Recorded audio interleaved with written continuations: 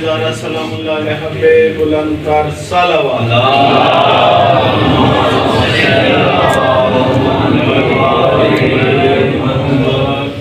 باللہ من الشیطان اللعین الرجیم بسم اللہ الرحمن الرحیم الحمدللہ رب العالمین والعاقبۃ للمتقین والصلاۃ والسلام علی سیدنا و نبینا و طبیب قلوبنا و شفیع ذنوبنا ابی القاسم محمد اللہم صلی علی محمد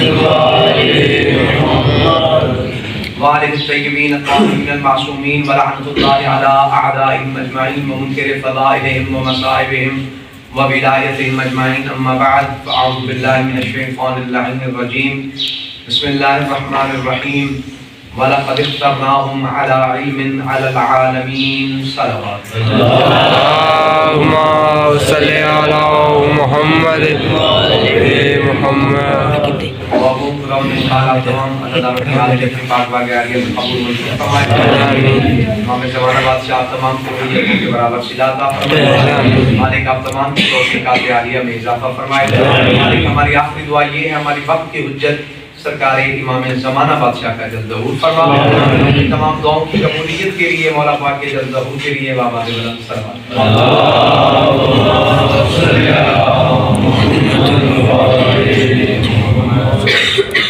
علم امیر المومنین پہ بات چل رہی تھی وَلَقَدِ اخْتَرْنَاهُمْ عَلَىٰ عِلْمٍ عَلَى الْعَالَمِينَ کہ قرآن میں ارشاد ہوتا ہے کہ ہم نے زمانے میں جسے بھی فضیلت دی ہے یا پسند فرمایا ہے تو وہ علم کی وجہ سے فرمایا اور ویسے بھی علم کی وجہ سے زمانے کو فضیلت ملی ہے جسے بھی زمانے میں فضیلت ملی تو علم کی وجہ سے چاہے وہ حضرت آدم ہو یا حضرت خاتم جناب آدم کو فضیلت ملی ہے تو فرمایا وَعَلَّمَ آدَمَ الْأَسْمَاءَ كُلَّهَا کہ ہم نے آدم علیہ السلام کو تمام اسماء کا علم عطا کر دیا تھا حالانکہ فرشتے بظاہراً آدم سے بڑے تھے کہ انہوں نے آدم کی مٹی کو خمیر کیا تھا اب یہ بڑا ہونا عمر میں یہ فضیلت پہ دلالت نہیں کرتا کہ فلاں ایج میں بڑا ہے عمر میں بڑا ہے تو وہ زیادہ صاحب فضل ہے نہیں فرشتے آدم سے بڑے ہیں لیکن آدم کے پاس علم آ گیا تھا تو اسی لیے بڑوں کو سجدہ کرنا پڑ گیا علم کو فضیلت ہے اور جب میرے نبی کے پاس آیا تو کیا ارشاد ہوا کہ وَعَلَّمَكَ مَا لَمْ تَكُنْ تَعْلَمْ اے میرے حبیب ہم نے آپ کو وہ سارا علم عطا کر دیا یعنی جب آپ نہیں تھے تو نہیں جانتے تھے جب سے ہیں تو جانتے ہیں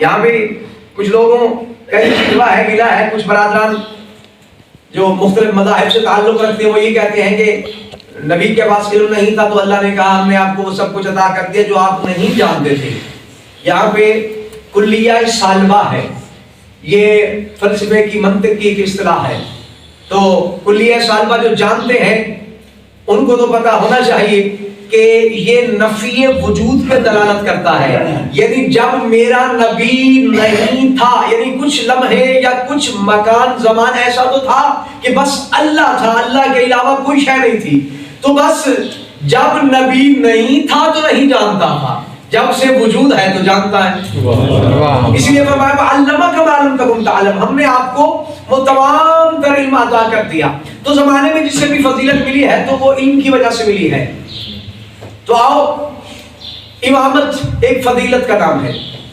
ادامہ نبوت کا نام ہے نبوت چلی گئی اب نبیوں والا جو کام ہے وہ کس کے ذمہ اللہ نے لگایا تو کس کے ذمہ لگایا امام کے ذمہ اب امام کے لیے بھی ضروری ہے کہ وہ صفات جو انبیاء میں ہوں وہ اس میں ہونی چاہیے انبیاء کی صفات کیا ہے ان میں سے ایک صفت علم ہے اللہ نے جو انبیاء کو چنا تو ان میں علم جس کے سینے میں زیادہ تھا اس لیے اللہ نے اسے اتنا بڑا نبی بنا دیا اسی طرح ائمہ کا خاصہ بھی یہی ہے کہ جس کے پاس علم ہو بلکہ مولا رضا کی حدیث ہے صلوات پڑھ دیجئے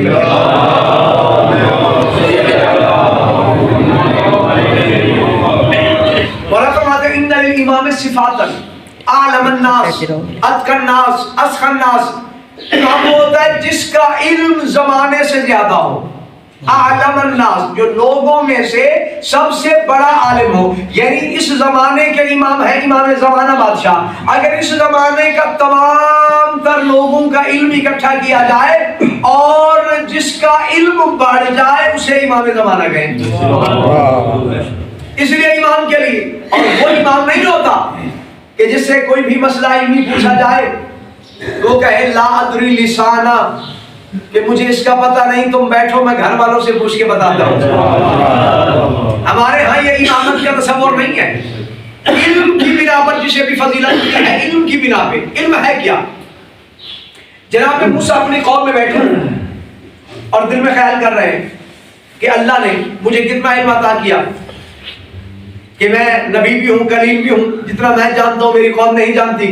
بس دل میں سوچا، اللہ نے جناب خضر سے ملاقات کروا دی۔ سورہ کہف پڑھ کے دیکھیے، جناب خضر سے ملاقات کروائی اور جناب خضر کیا کہتے ہیں؟ قال الم اقل لک انک لن تستطیع معی صبرا، میں نے تجھے کہا نہیں تھا کہ تجھ میں اتنی استطاعت ہی نہیں کہ تو میری شاگردی کے قابل ہو جائے۔ تجھ میں اتنی استطاعت نہیں۔ موسیٰ کلیم ہے، نبی ہے، حجت ہے، لیکن خضر کہہ رہا ہے کہ تجھ میں اتنی استطاعت نہیں کہ تو میری شاگردی کے قابل ہو جائے۔ اب ایک دن خضر کے دل میں بھی یہ بات آ گئی کہ میں کتنا بڑا عالم ہوں کہ موسیٰ جیسا نبی میری شاگردی میں ہے۔ اللہ کو چونکہ غرور پسند ہی نہیں ہے۔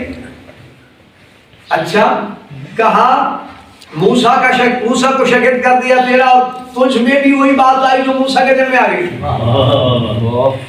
اب ہوا کیا؟ اللہ نے دونوں کو مجمع البحرین پہ بھیجا۔ سورہ کہف پڑھ لو، مجمع البحرین پہ پہنچے، ایک نبی ہے دوسرا ولی ہے۔ اب پہنچ گئے، جیسے ہی پہنچے تو ایک چرواہا وہاں پہ موجود تھا جو ان دونوں نبی اور ولی کو دیکھ رہا تھا۔ ایک پرندہ آتا ہے، اپنی چونچ میں پانی کا قطرہ لیتا ہے، آسمان کی طرف جاتا ہے، پھر پھینک دیتا ہے۔ ایک مرتبہ کیا اس نے، دوسرے مرتبہ، تیسرے مرتبہ۔ جناب موسیٰ نے کہا استاد جی بتائیے کیا کر رہا ہے؟ خضر نے دائیں بائیں دیکھا، کہا اس کا پتہ تو مجھے بھی نہیں۔ ساتھ میں چرواہا کھڑا، اس نے کہا حضور تم دونوں اتنے بڑے بزرگ ہو، تم دونوں نہیں جانتے، لیکن میں جانتا ہوں یہ کیا کر رہا ہے۔ چرواہا تھا۔ دونوں نے ایک دوسرے کو دیکھا، کہا ہم ایک نبی ایک ولی ہم نہیں جانتے، تو کیسے جانتا کہ یہ کیا کر رہا ہے؟ اس نے کہا یہ تم دونوں کو تمہاری اوقات بتلا رہا ہے، تم دونوں کو تمہاری اوقات بتلا رہا ہے۔ اس نے کہا کیا اوقات بتلا رہا ہے؟ اس نے کہا علمکما بعلم آل محمد کقطرۃ فی ھذا البحر۔ وہ چرواہا کہنے لگا یہ تم دونوں کو تمہاری اوقات علمی بتا رہا ہے کہ تم دونوں کا علم آل محمد کے مقابلے میں ایسے ہے جیسے ایک قطرہ سمندر کے برابر ہو۔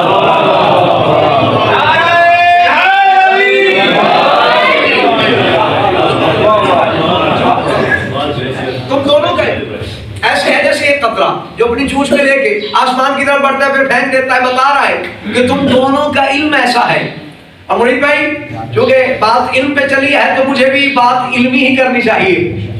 امام صادق کی حدیث ہے،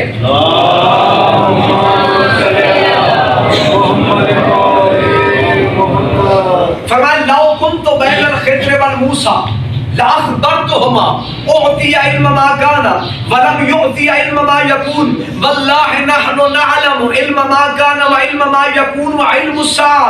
فرمایا کاش کہ میں خضر اور موسیٰ کے درمیان میں ہوتا۔ امام صادق فرما رہے ہیں میں خضر اور موسیٰ کے درمیان میں ہوتا تو میں ان دونوں کو علم ما کان بھی بتاتا، علم ما یکون۔ علم ما کان کیا ہے، علم ما یکون کیا ہے؟ معصوم فرماتے ہیں، امام صادق فرما رہے ہیں اوتیٰ علم ما کان، ان دونوں کو علم ما کان دیا گیا تھا، علم ما یکون نہیں جانتے تھے۔ علم ما کان کہتے ہیں گزرا ہوا علم، علم ما یکون کہتے ہیں آنے والے کا علم۔ یہ دونوں گزرا ہوا علم تو جانتے تھے لیکن علم ما یکون نہیں جانتے تھے۔ علم ما یکون یعنی زمانے میں جو کچھ ہوگا، امام فرماتے ہیں وہ ہم جانتے ہیں۔ یہی تو وجہ تھی کہ اگر راہب جیسا نبی کی بارگاہ میں پہنچ جائے تو حسین کے تو علم میں تھا کہ اسے اولاد کیسے دینی ہے، چونکہ امام تو علم ما یکون جانتا ہے آنے والے میں کیا ہو سکتا ہے۔ اب چونکہ لوگوں کو سوال نہیں پہنچا کہ راہ رسول سے اولاد مانگی نہیں تھی، تو نے کہا تھا اب لکھی ہوئی ہے، فرمایا اب تو نہیں لکھی ہوئی، چونکہ ما یکون میں تھی، علم ما کان میں نہیں تھی۔ اور جو امام ہوتا ہے وہ ناظم کائنات ہوتا ہے، وہ کائنات عالم کا نظام چلانے والا ہوتا ہے مستقبل میں۔ بس آؤ میں آخری جملہ دے کے اپنا آج کی گفتگو کو تمام کرنا چاہتا ہوں۔ تو علم میں ما یکون معصوم فرماتے ہیں ہمارے پاس ہے، صرف علم ما یکون نہیں، وَنَحْنُ نَعْلَمُ علم الساعہ، ہم 14 قیامت کا علم بھی رکھتے ہیں کہ وہ کب ہوگی۔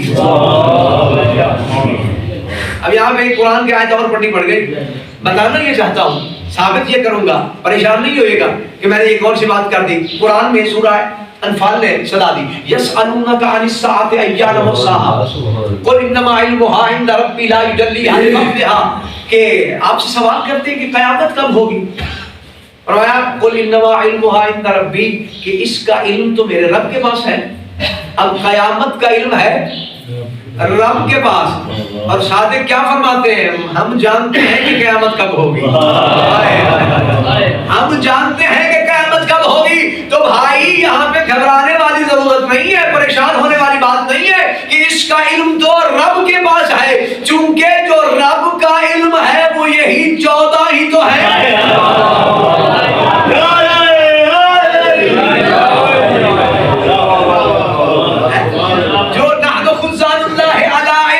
مستاق ہے کہ ہم 14 اللہ کے علم کے خزانہ دار ہیں۔ تو علم ہے کیا؟ آؤ بہلول کی بات یاد آ گئی، اسی پہ میں اختتام کرنے لگا ہوں تاکہ وقت زیادہ نہ ہو جائے۔ بغداد سے ایک وفد تیار ہوا کچھ لوگوں کا، کہاں؟ چین جانے کے لیے۔ جناب بہلول کو پتہ چلا کہ وفد تیار ہو گیا ہے، چین جا رہا ہے، تو سامنے چوک میں کھڑے ہو گئے۔ اب وفد آ رہا ہے، انہوں نے دیکھا کہ بہلول دانا سامنے کھڑا ہے، میں اسے دیوانہ نہیں کہتا، دانا کہتا ہوں، ٹھیک ہے؟ دیوانے بھی تھے تو عشق حیدر کے دیوانے تھے، ہاں یہ دنیا والے پاگل نہیں تھے، یہ جنت والے دیوانے تھے، اسے دیوانہ ایسا نہ سمجھنا۔ اب وفد تیار ہوا، انہوں نے دیکھا سامنے چوک میں جناب بہلول کھڑے ہیں، تو ان میں سے ایک بندہ آگے بڑھا، اگر ہم سفر پہ جا رہے تھے تو کہتے ہیں کہ اگر بندہ دانا کے ماتھے لگ کے جائے، بھولے بندے کے ماتھے لگ کے جائے، سفر اچھا ہوتا ہے۔ تو آپ دیوانے ہیں، دانا بھی ہیں، تو ہم آپ کے ماتھے لگ کے جا رہے ہیں۔ بہلول نے پوچھا تم کہاں جا رہے ہو؟ بہلول آپ نے رسول اللہ کی حدیث نہیں سنی، اطلب العلم ولو بالسین، کہ تم علم حاصل کرو اگر تمہیں چین جانا پڑے، تو چین میں علم ہے تو ہم جا رہے ہیں رسول کی حدیث کی تکمیل کے لیے۔ جناب بہلول نے کھڑے کھڑے نا کوئی چیز ڈھونڈنا شروع کر۔ وفد کے لوگوں نے پوچھا کیا ڈھونڈ رہا ہے؟ کہ یار میری سوئی گم ہو گئی تھی تو وہ ڈھونڈ رہا ہوں۔ انہوں نے کہا ٹھیک ہے، ہم اتنے سارے لوگ ہیں تیرے ساتھ مل کے ڈھونڈ کے دیتے ہیں تجھے۔ اب سبھی نے زمین میں مٹی میں ہاتھ ڈالنا شروع کیا، کوئی ڈھونڈ رہا ہے یہاں، کوئی وہاں، نہیں مل رہی۔ کافی دیر کے بعد ایک بندے نے پوچھا بہلول یہ بتا کہاں پہ گری تھی تیری سوئی، کہاں پہ گم ہوئی ہے؟ کھڑا کھڑا کہتا ہے یار میری سوئی تو گھر میں گم ہوئی تھی۔ بہلول تجھے دیوانہ ٹھیک کہتے ہیں، سوئی تیری گھر میں گم ہوئی ہے، ڈھونڈ تو بازار رہے گا، بازار رہا ہے، کیا تجھے یہ سوئی مل جائے گی؟ تم تو دیوانے ہو، تم تو پاگل ہو، تمہاری سوئی گھر میں گم ہوئی ہے، ڈھونڈ تم بازار رہے ہو۔ بہلول مسکرا کے کہتے ہیں دیوانہ میں نہیں، دیوانے تو تم ہو، علم کا دروازہ نجف میں ہے، جا چین رہے ہو۔